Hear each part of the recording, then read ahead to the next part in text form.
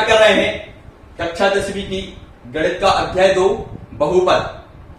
सबसे पहले तो बहुपद कहलाते क्या है?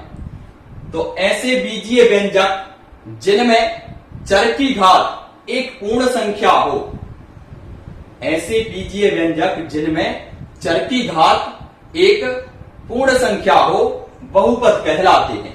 अब देखो हम ऐसे समझे, हम सबसे पहले क्या समझेंगे? बहुपद पूर्ण संख्या की घात होने चाहिए, मतलब आधी या दूरी घात ना हो, ठीक है, करनी है या 1/2 की है या बटे में हो, ठीक है ना, तो जे घात ऋणात्मक हो, ठीक है, तो जे घातें नहीं होना चाहिए, ठीक है। इसको हम समझे पहले तो बहुपद कौन से नहीं होते, तो मैं समझ में आ जाएगा फिर कि बहुपद कौन से होते हैं, ठीक है। तो जो नहीं होते उनको समझ रहे हैं। क्या होता है, जैसे यदि x है, यानी जो चर है वो उसको हम x मान रहे हैं चर में से, ठीक है, तो x है, जैसे इसके ऊपर यदि क्या है, आधी या दूरी घात लगी हो, या x है जो वो रूट के अंदर हो, यानी कि चर, ठीक है ना, चर क्या हो, रूट के अंदर हो, या चर हो क्या हो, बटे में हो, ठीक है, या चर के ऊपर ऋण की घात लगी हो, माइनस की घात हो कोई सी। अगर ऐसी स्थिति में है कोई चर तो वह बहुपद नहीं होगा, ठीक है ना। तो बहुपद तो पता चल गया कौन से नहीं होते, इनके अलावा जो भी हैं वो सब क्या होते हैं, बहुपद होते हैं। तो देखें अपन एक आध उदाहरण, जैसे हम देख रहे हैं कि 2x² प्लस 3x माइनस 2 एक बहुपद है, ठीक है। यदि हम लिखते हैं इसको, मान के चलो √3x³ plus 3x² plus 5x minus 8, तो ये भी क्या है, एक बहुपद है। यहां पे हमें देखना चर देखो, यहां पे x j है चर और j है चर, इनमें देखो पूर्ण घात है ना, दिख रही है पूर्ण घात है। हमें यहाँ पे j नहीं देखना, करणी 3 लिखे हैं तो ये बहुपद नहीं है। क्या देखना, केवल चर की घात देखना है, ठीक है। जैसे हम लिखते हैं, मान के चलो कि 3x √x लिख दे रहा है, 3 √x plus 4x² plus 5x minus 2। इस समय देखो बहुपद नहीं होगा, क्योंकि यहां पे देख रहे हैं हम एक चर है ऐसा जिसमें चर की जो घात है वह एक पूर्ण संख्या नहीं है, तो ये क्या होगा, बहुपद नहीं होगा।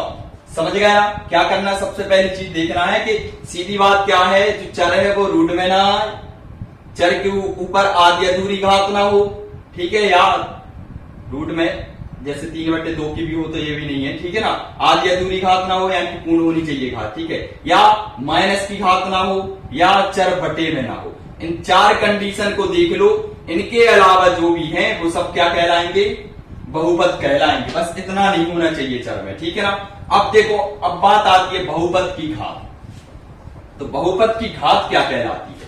हम चूंकि 9th क्लास में पहले ही पढ़ चुके हैं बहुपद, ठीक है। अब बहुपद की घात क्या कहलाती है? तो देखो बहुपद की घात क्या होती है, जैसे कोई एक बहुपद है,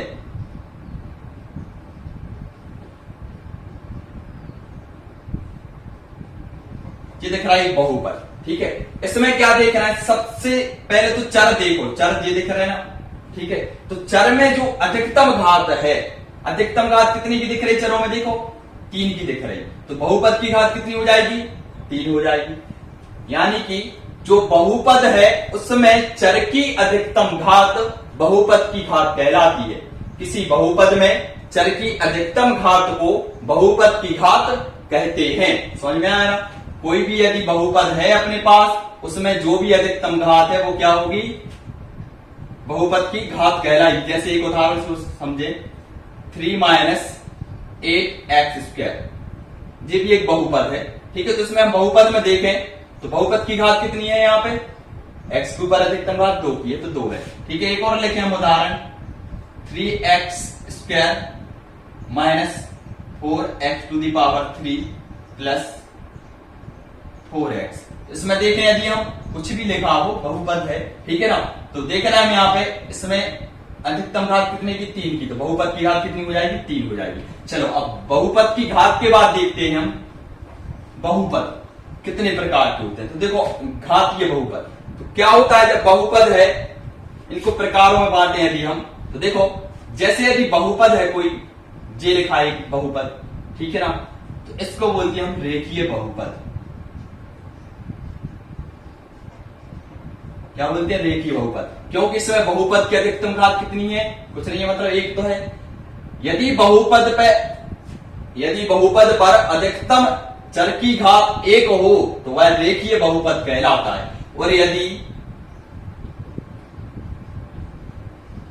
बहुपद में चर की अधिकतम घात दो, कितनी होनी चाहिए, दो हो, तो उसे बोलते हैं द्विघात बहुपद।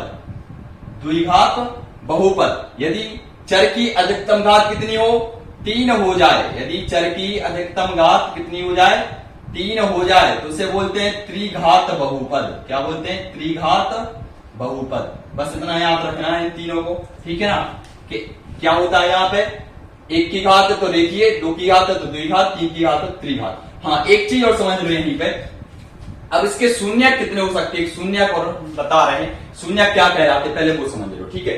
शून्य क्या होता है, ऐसा मान जिसको रखने पर बहुपद का मान भी शून्य हो जाए, ऐसा मान जिसको बहुपद में रखने पर बहुपद का मान शून्य हो जाए, वह बहुपद का शून्यक कहलाता है, ठीक है ना। हम यहाँ पे देख रहे हैं इसका शून्य कितने होंगे, इसका शून्यक 1 होगा, रेखीय का 1 होगा, द्विघात बहुपद है तो कितने होंगे, 2 होंगे, त्रिघात है तो कितने होंगे, 3 होंगे, चतुर्घात है तो कितने होंगे, 4 होंगे। मतलब जितने की घात है उसके शून्यक भी कितने होंगे, उतने ही होंगे जितने की बहुपद की घात है। तो ये तो हो गए शून्यक के प्रकार। अब देखो इसके बाद के व्यापक रूप, ठीक है। क्या होता है बहुपद के व्यापक, जैसे हमने पढ़ा था रेखीय बहुपद, इसका होता है व्यापक रूप ax प्लस बी। क्या होता है, ax प्लस बी, यह रेखीय बहुपद, क्या है, रेखीय बहुपद। अब द्विघात बहुपद, इसका व्यापक रूप क्या होगा, ax² plus bx plus c, ठीक है ना।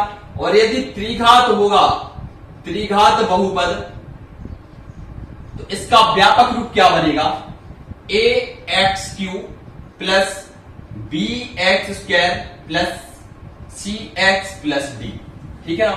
हम देख रहे हैं यहां पर रेखीय बहुपद है जो उसका व्यापक रूप होगा ax प्लस b, ठीक है। द्विघात उसका हो जाएगा ax² plus bx plus c, और त्रिघात है तो उसका हो जाएगा ax³ plus bx² plus cx plus d। अब देखो इसमें हम इसका शून्य की बात करें रेखीय बहुपद की, तो इसका शून्य का जो है वो कितना निकलेगा, देखो यहाँ जब भी शून्य निकालना कोई भी चीज को, उसको अपन क्या करते, शून्य के बराबर रख देते, इसको हमने शून्य के बराबर रख दिया, कितना हो जाएगा, ax जो कहता हूं बी साइड माइनस बी, ठीक है। यानी x बराबर आ गया माइनस बी अपॉन ए, ठीक है। तो इसका शून्य रैखिक का ये होगा। अब द्विघात बहुपद है, इसका योगफल भी बोल सकते हैं इसको, ठीक है। शून्यकों का योगफल कितना होगा, माइनस बी अपॉन ए, ठीक है। अब देखो इसमें द्विघात बहुपद है, इसका हम देखें शून्यकों का योगफल, शून्यकों का योगफल कितना होगा, योगफल होता है, इनको हम अल्फा बीटा मान रहे हैं, तो अल्फा प्लस बीटा बराबर ये होता है माइनस बी अपॉन ए, ठीक है ना। और गुणनफल क्या होगा, यानी कि अल्फा इंटू बीटा बराबर कितना होगा, सी अपॉन ए होगा, ठीक है ना, द्विघात बहुपद का।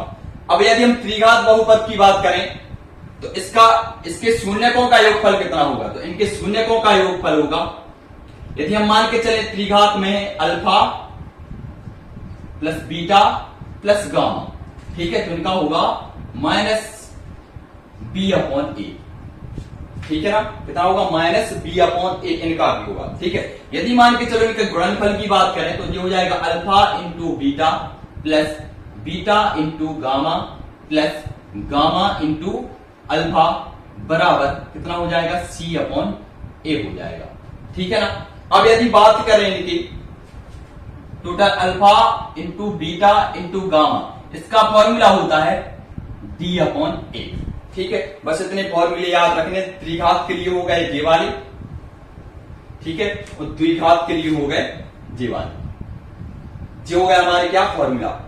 अब इसके बाद हम स्टार्ट करते हैं एक्सरसाइज 2.1।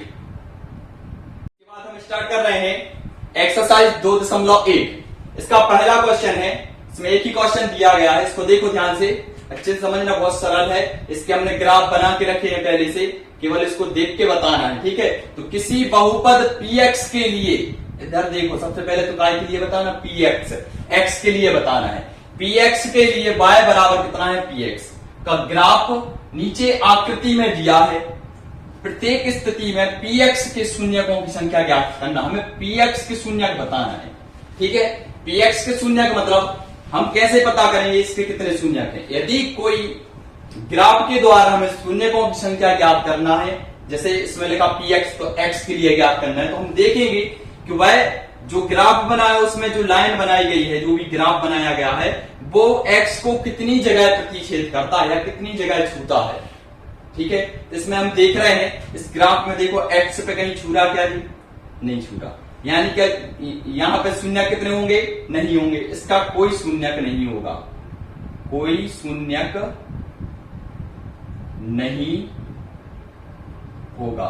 ठीक है ना। अब दूसरे क्वेश्चन पे चले, इस ग्राफ में देखो एक्स पे ये ग्राफ कितनी जगह प्रतिच्छेद कर रहा है, तो देखो एक्स में कहीं नहीं कर रहा है, यहां पे कर रहा है केवल एक जगह, अतः इसके शून्य कितने होंगे, एक शून्य, तो यहां लिख देना एक शून्य होगा। ठीक है ना। अब तीसरे क्वेश्चन में देखें, हम एक्स पे देखें कितनी जगह प्रतिच्छेद कर रहा है ग्राफ, तो एक, दो और एक, तीन, कितनी जगह हो रहा है, तीन, तो इसके शून्य कितने होंगे, तीन, तो लिख देना तीन शून्यक होंगे, तीन शून्यक होंगे। ठीक है, चौथे क्वेश्चन पे चले हम, इसमें देखो एक्स को कहां कहां ग्राफ कर रहा है, एक और एक, दो। ठीक है ना, दो जगह, तो इसके कितने शून्यक होंगे, दो शून्यक होंगे,